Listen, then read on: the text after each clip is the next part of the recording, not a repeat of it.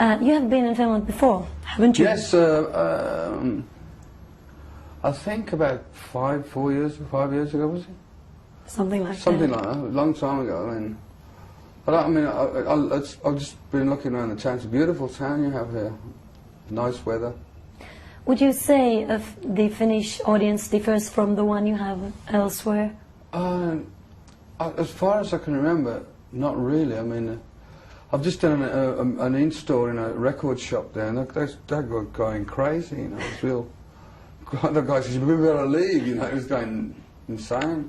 So we have a sort of Ozzy hysteria in Helsinki today. Ozzy Day in Helsinki.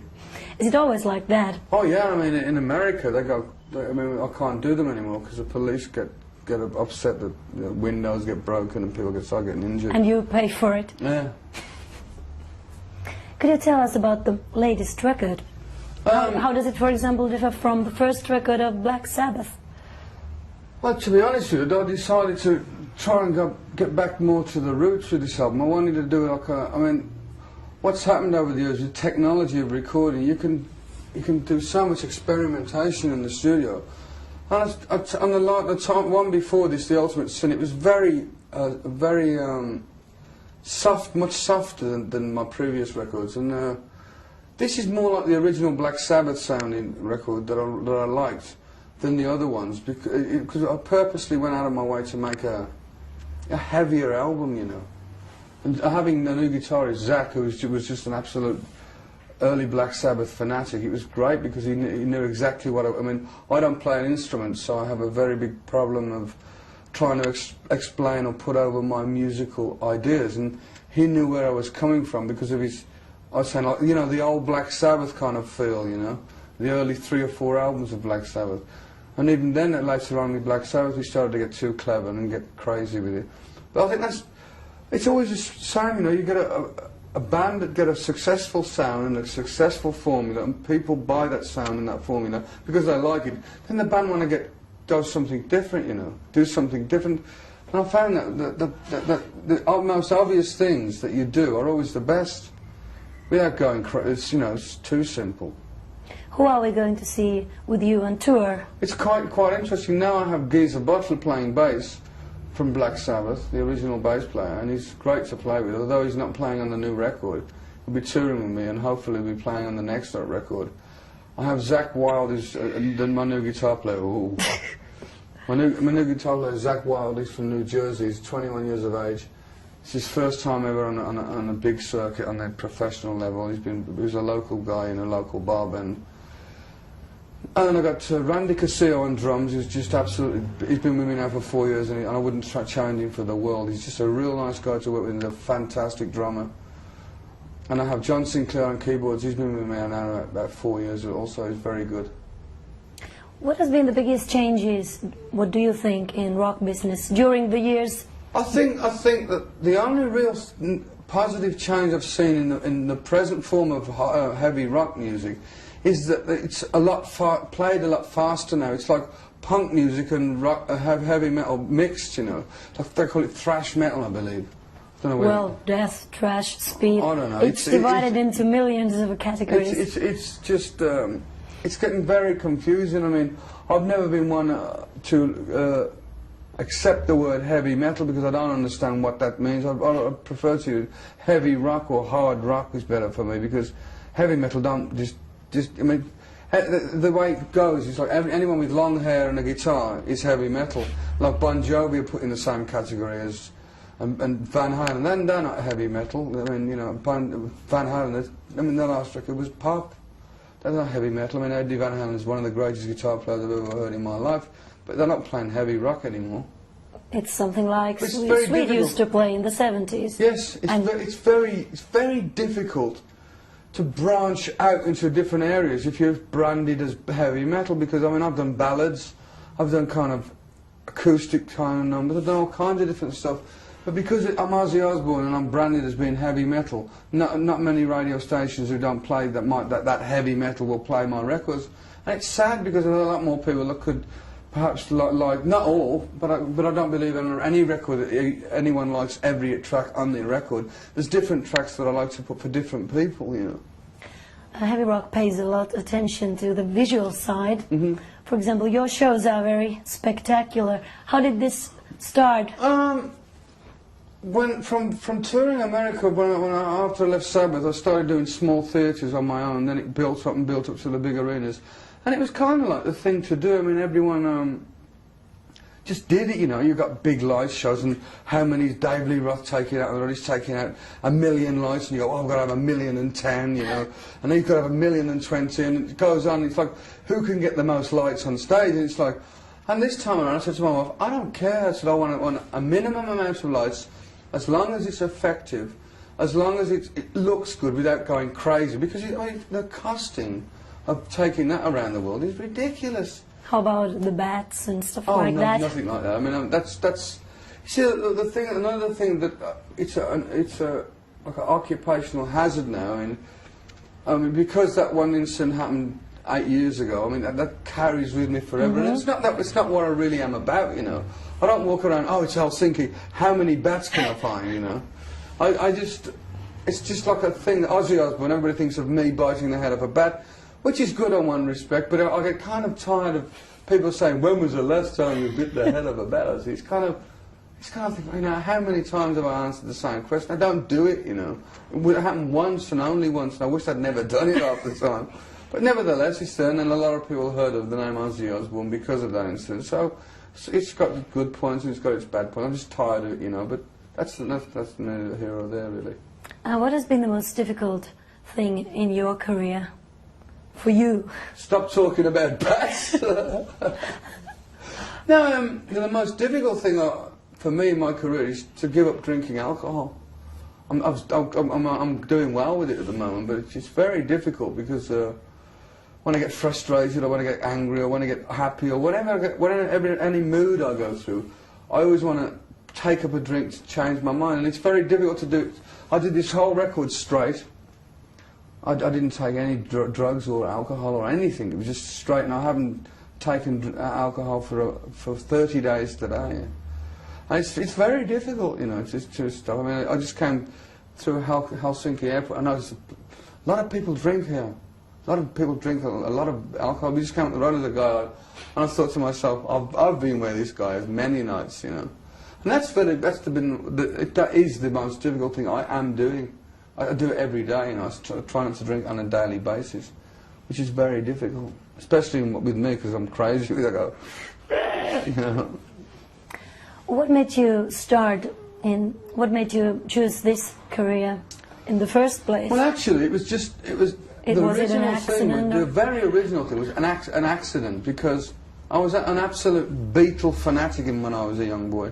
Beatles were gods to me. I mean, I used to lie awake in bed with all my Beatle pictures on the wall, thinking, you know, I would imagine being the fifth one on the end of the line and talking. This was in England. Yeah, talking to one of the Beatles, and I would imagine Paul McCartney would marry my sister, and all these crazy things would go through my mind. And then a friend of mine had a band called The Prospectors. This band was called, and his brother was a singer, and his brother they had a Christmas party to do, and his brother got sick, and so they asked me to stand in and do it for him, and it just developed from there, really. I mean, I was scared. If I remember, the very first gig I ever did was a fire station in Birmingham for all these firemen, you know, the fire engine people put fire there. And I was like, you know, I was shaking on stage. But at the same, you know, I never thought that I never thought I would be successful. And I most definitely didn't think at the age of 40 I would be sitting, you know, in Helsinki, still selling records and still doing interviews. I thought, well, I'm maybe good for one album and that's it, you know. But you know, it's like 19 albums later, I'm still doing as strong, if not stronger than ever. And people say to me, Ozzy, when do you think it's going to end? And I really don't know. I mean, I don't know, because I've always said, as long as people are buying my records and I can do music that I like, and that people want to see me in concert, then I'll carry on, as long as I can physically carry on doing what I'm doing. I mean, I wouldn't do it if I went from the big arenas down to the small bars and I used to be Ozzy Osbourne. That's not. I'll just quit then, you know. You have a daughter? I have 3 daughters. Oh, 3 daughters. How do your children take your career? Like me. They're like Bon Jovi, my 2 little babies. I mean, every morning I listen to Living on a Prayer on the VD, and it's like the VSR thing, video machine. It's like every morning it's like, Daddy, can we Bon Jovi? Like, no, not again. Every morning I'm going to strangle John Bon Jovi and say, don't make any more hit records. It was really strange because my 5-year-old daughter Amy, I introduced him to John Bon Jovi. She freaked. She couldn't look. Daddy, take me out, and go and see. She wouldn't look at him in the face. Do you think they will be musicians too? Or absolutely no? I mean, my daughter Amy's got a fantastic voice. I noticed from an early age, she sings in pitch and she sings the right tone. She's got a great voice, and I would love her to. I would love one of them to carry on where I left off. But if they don't, I won't be unhappy. I mean, I just love them as my children anyway.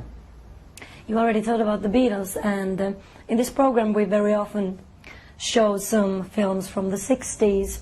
Was the Beatles the best thing, you think, of the 60s? I don't, for me, personally, I don't think there's anyone anywhere that's come anywhere close to the Beatles to Black Magic.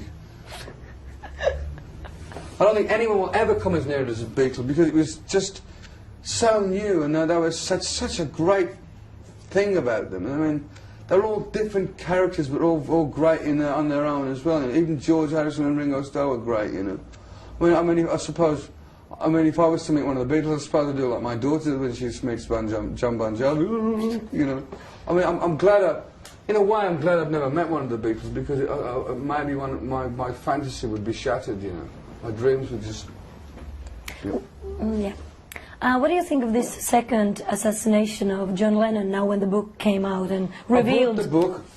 I bought the book, and I haven't read it yet, but I don't particularly want to. No, I bought the book because I'm a Lennon fanatic, but then I listened to what Yoko Ono had to say on a TV show, and she was absolutely right in the respect... No, it wasn't Yoko Ono. Yoko Ono was on this show. Lennon's half-sister has written another book against that book, which reveals everything. Yeah, but it's like, I think, why don't I let the man rest? Why does people... Oh, I mean, everyone in the world has a skeleton in the cupboard. Everyone has something that they hide, and they don't want to... It's nobody's business. And even if John Lennon was what this guy was to say about Lennon, why shatter people's illusions? Why shatter people's dreams? To me, he was one of the greatest men that ever walked this earth. He was a god to me. He gave me so much joy and inspiration and love and care and everything that you ever want out of somebody. It's like finding out... I mean, now in America, they've got the fantasies of Jesus Christ out on a movie or something. Yeah. I mean... Last Temptations of... What is it all about? Why do people have to spoil everything? I know it's money, but haven't we got enough bad stuff around? Isn't there enough bad in the world? You know, and just leave it alone. It's bad enough. I mean, one of the disappointments of any child is to find out that Santa Claus is really their father. It's like it's just, and it goes through our lives now. They dig something else up about somebody, which is a scientific proof that so and so didn't do that. He was in the bar drunk with a hooker. You know, it's like, I don't want to know that. You know, it makes my day easier to know that Jesus Christ was a good guy. You know, it makes my day easier to know that John Lennon was all right. You know. Not to find out the last temptations of Christ and John Lennon was a homosexual. I don't want to know that, you know. It's none of my business anyway, you know. I remember these people. I mean, Jesus Christ was a good guy. John Lennon was a good guy. So why do they carry on about all this? It's just sad. In this program next Christmas we have this special Christmas program where people try to remember their best or their worst Christmas. So, which one would you prefer? To me, Christmas is... I don't really like Christmas. I don't dislike Christmas. Christmas is for kids, you know. It's bloody hard work for a parent. It's really hard if you're a parent and you've got kids. I mean, kids just go crazy. It's their time of the year, but I think Christmas now has been spoilt so much in the respect that they've capitalised on all the time. And now, Christmas is over and they start, only 322 days left for Christmas. It's February, you know, wow. You know, people go crazy, like, in England, they hype people up, you've got to buy, you know, spend money. And it's just for 3 days, you know. I mean, the Christmas spirit is goodwill to all men, and I think that the world should remember that, you know, that it's not just spending money, it's just remembering one time of the year that we're all living on one planet and we all should hold hands, I suppose. I don't know. Yeah. But it's this Christmas I'm doing shows, I'm working through Christmas because I'd rather work than sit in the house saying, oh, what can I do now, you know? Because I mean, you know, I mean, every Christmas for the last 20 years I've been as drunk as a monkey, but this Christmas I'm planning on being sober.